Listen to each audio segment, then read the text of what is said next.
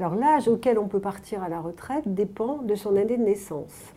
Les différentes lois qui ont réformé les régimes de retraite depuis une petite dizaine d'années ont toujours fait reculer l'âge, ce qu'on appelle l'âge légal de départ, c'est-à-dire l'âge auquel on a le droit, on peut faire valoir ses droits au départ à la retraite.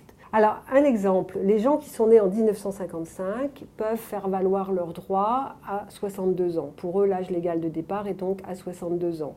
Pour les gens qui sont nés en 54, c'est 61 ans et 7 mois. En 53, c'est 61 ans et 2 mois. Et quelqu'un qui est né en 1952, c'est 60 ans et 9 mois.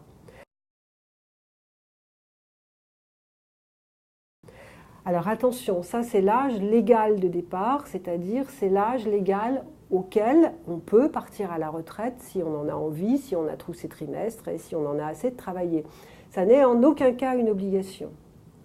Il n'y a pas d'âge couperet. On a beaucoup entendu dire ça au moment des différentes réformes de la retraite. Il n'y a pas d'âge couperet. On n'est pas obligé de partir à cet âge-là. Il faut que les gens le sachent. Parce qu'il y a beaucoup de gens qui pensent qu'ils sont obligés de partir à cet âge-là et le regrettent ensuite. Ça n'existe pas. Il n'y a que dans la fonction publique qu'il y a effectivement une limite d'âge en fonction des services dans lesquels les gens travaillent.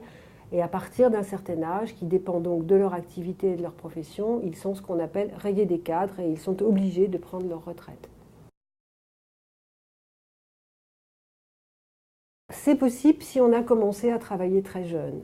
La dernière réforme en date, c'est-à-dire celle du 20 janvier 2014, permet effectivement aux gens qui ont commencé à travailler avant 20 ans de partir à 60 ans, à condition d'avoir commencé à travailler avant 20 ans, et très concrètement d'avoir cotisé 5 trimestres avant la fin de l'année civile de leurs 20 ans. J'ai prévenu que le système des retraites était compliqué, et à condition d'avoir accumulé assez de trimestres pour pouvoir partir.